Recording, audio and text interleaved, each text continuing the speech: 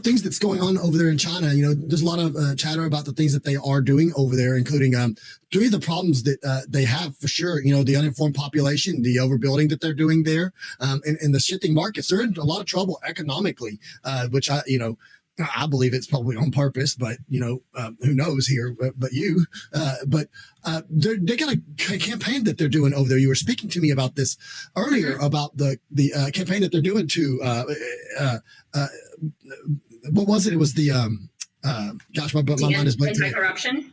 Yeah, anti-corruption campaign. So the anti-corruption campaign over there. Tell us a little bit about what they're doing with that and how it's affecting things there in China.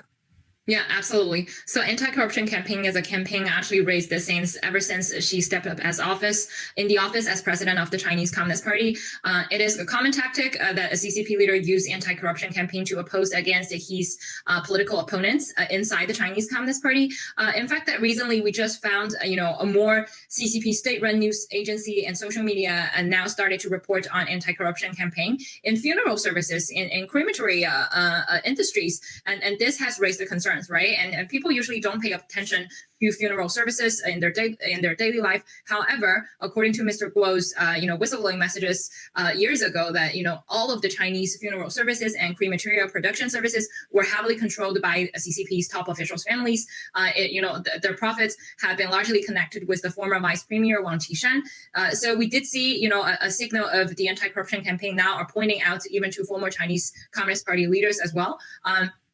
The problem is that if you want to understand how profitable, the funeral and crematoria industries are in China, I'll give you, some numbers. Say, for example, the cemetery lots, it ranged from 50,000 to 100,000 per lot in China. And that was, the price that are not available to everybody. Sometimes the lots are very limited. And so for people who have past family members, they also even need to have some internal connections and even need to pay a higher price to simply get a cemetery lot.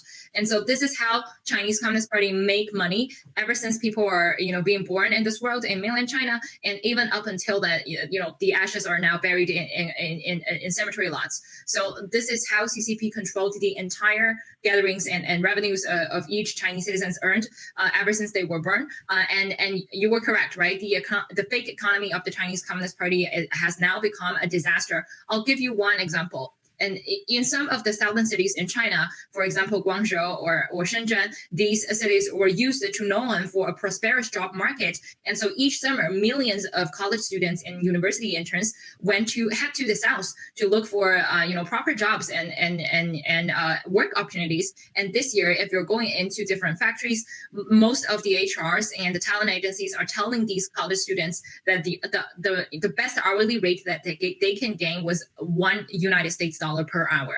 This is how bad the job market and the economy that the CCP is right now.